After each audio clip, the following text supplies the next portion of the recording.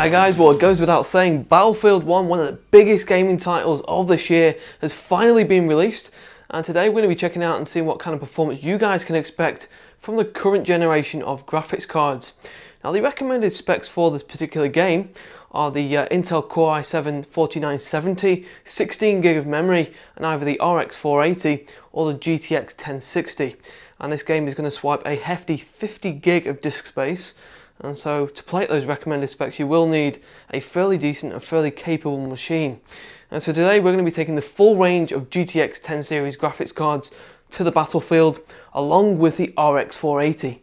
So we have the GIGABYTE G1 Gaming 1060, 1070 and 1080, and the PowerColor Red Devil RX 480. The test rig we're going to be using is our GPU config, which includes the following. We have the Intel 5960X, which is cooled by the Corsair Hydro H115i. Our board is the MSI X99S Gaming 9AC, with 16GB of Corsair Vengeance LPX. And for our display, we're going to be using the AOC U2879VF. And to capture all of our footage, we're going to be using the Razer Ripjaw.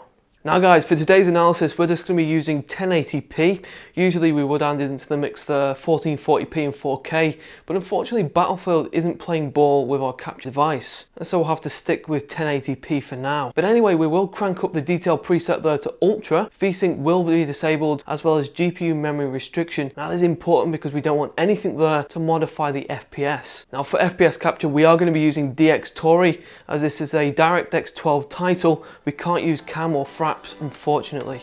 So guys, let's do this.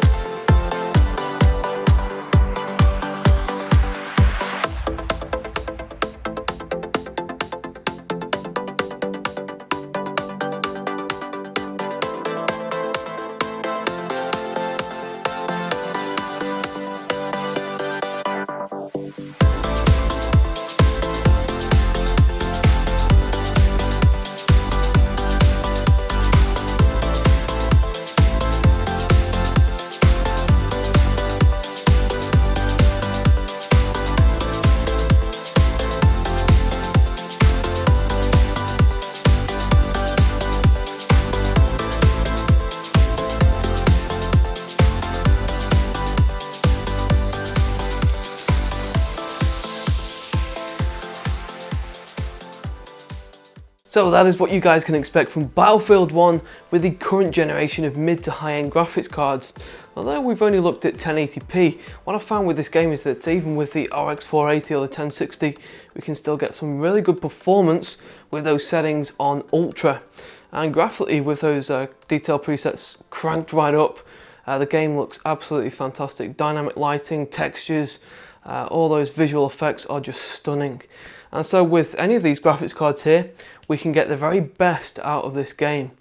Now, when looking at each individual card, the RX 480 actually does have an advantage over the 1060 in this particular game. In certain areas, you can expect 5 to 10 extra frames depending on what is happening.